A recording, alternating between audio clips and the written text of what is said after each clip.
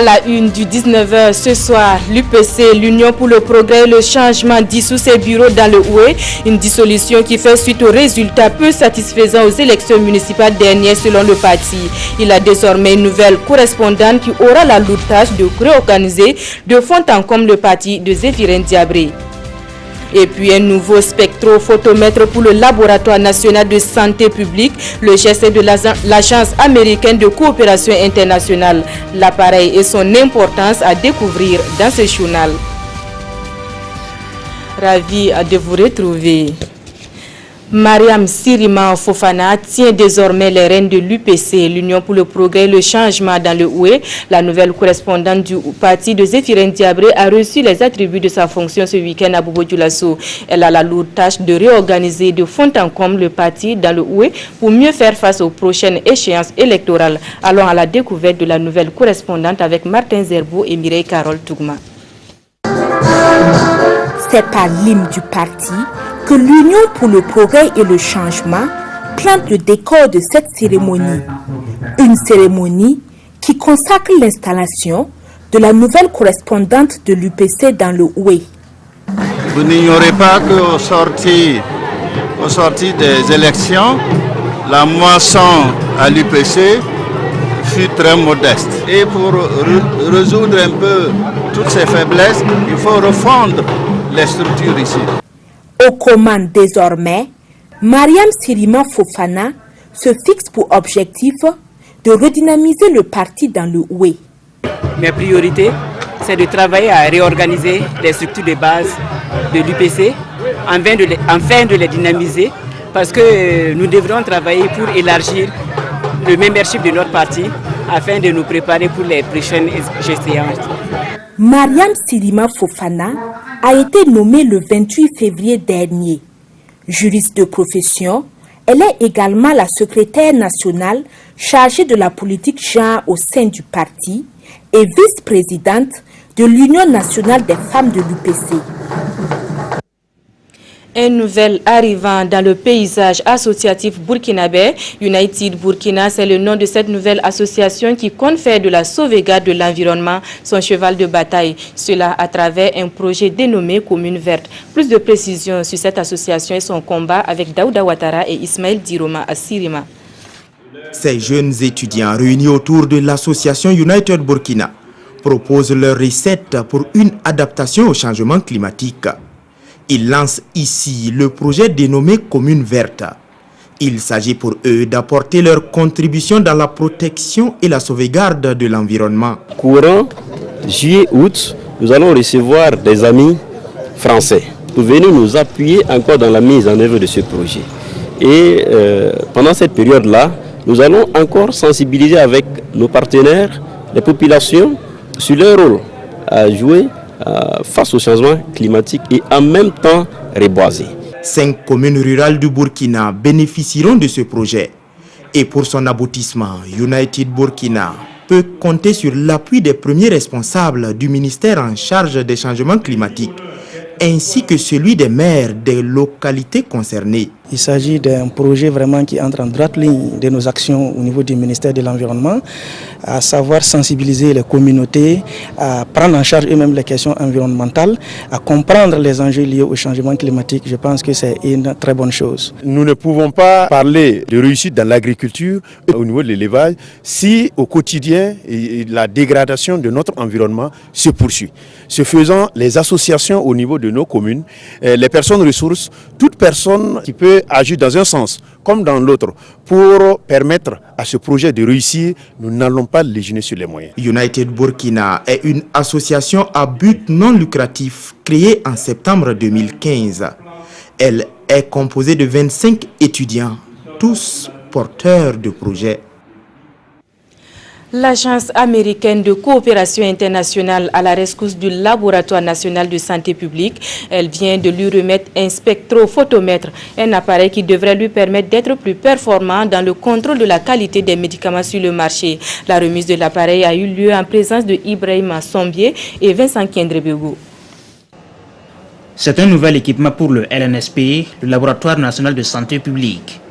Il s'agit d'un spectrophotomètre très utile au contrôle de la qualité des produits pharmaceutiques, notamment les antipaludéens, selon les techniciens.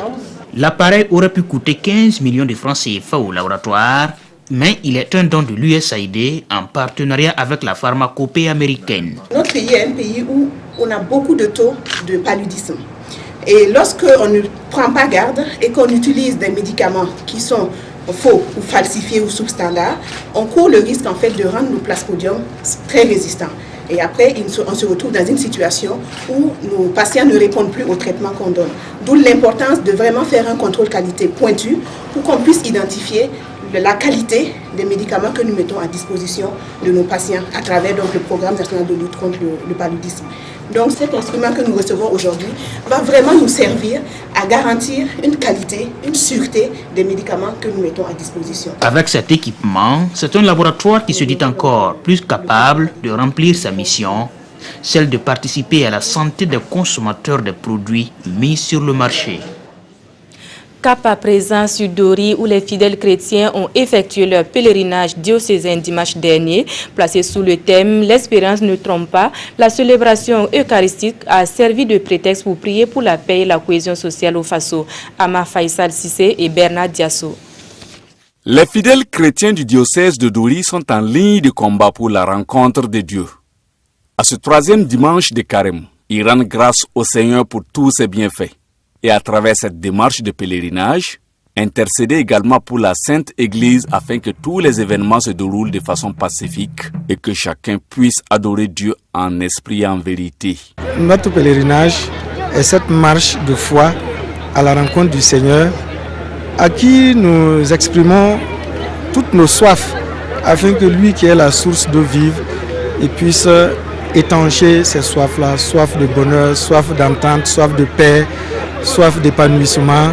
Et comme tout pèlerinage, ce pèlerinage diocésain à Diomga permet aux fidèles chrétiens de vivre l'expérience de la sortie et de la marche à la rencontre du Seigneur Jésus-Christ. Au cours de ce pèlerinage, j'ai surtout demandé au Seigneur de veiller sur notre pays, le Burkina Faso, et plus particulièrement sur le Sahel. C'était mes souhaits. Presque toutes les intentions, c'est sur la paix. On a beaucoup prié pour que Saint Joseph, notre parrain, le patron de notre diocèse, intercède auprès de son fils Jésus-Christ pour que la paix revienne dans notre diocèse et dans le Burkina en particulier. Deuxième du genre, ce rassemblement annuel diocésain de Dori a réuni les fidèles chrétiens venus des paroisses de Gibo, Seba, Arbinda, Gorgadi et de Dori autour du thème « L'espérance ne trompe pas » en référence à Romains 5, verset 5. Elle s'est privée de son salaire de médecin pendant un bout de temps pour offrir aux fidèles musulmans du secteur 6 de Bobo-Dioulasso une mosquée et une école coranique. C'est une saoudienne. Le centre d'une valeur de plus de 50 millions de francs CFA a été inauguré vendredi dernier. Maneka Ien et Moussa Sano. Après près de 2 ans d'attente, la mosquée Assidika Toubitoun Assidika ouvre ses portes. Située au secteur 6 de Bobo-Dioulasso et d'un coût de plus de 50 millions de francs CFA, cette infrastructure est l'œuvre d'une femme. La femme, c'est une saoudienne, une docteure. Donc, elle travaille à l'hôpital. Donc, ce sont ses salaires qu'elle a quand même essayé de rassembler ça pour faire cette joyau pour nous au Burkina Faso. Donc avec un intermédiaire qui s'appelle Abou Yasser, celui qui est intermédiaire entre nous, celui qui représente l'association pour la mémorisation du Coran en Arabie Saoudite. Outre les fidèles musulmans, les autorités communales accueillent avec fierté cette nouvelle mosquée, une infrastructure qui en plus est l'œuvre d'une femme. Pour une femme, bon, c'est le fait rare. Oui, mais bon, je pense que toute chose, s'il y a la main d'une femme dedans, je pense que déjà on dit tout ce que Dieu veut. Ben, bon, on ne dit pas femme, bon, je le dirais, femme le veut aussi. C'est bon, si femme le veut, l'homme aussi on le veut. C'est une fierté pour l'arrondissement. Vraiment, au nom du conseil d'arrondissement, on est venu soutenir tous les musulmans et remercier la donatrice. Cette mosquée est une des composantes du centre Assidikatou Bitouno Assidik, un centre abritant une école coranique, un bâtiment administratif et une salle de toilettage des corps de personnes décédées. C'est tout pour ce journal. Merci à vous qui l'avez suivi. À tout à l'heure pour le compte rendu du Conseil des ministres.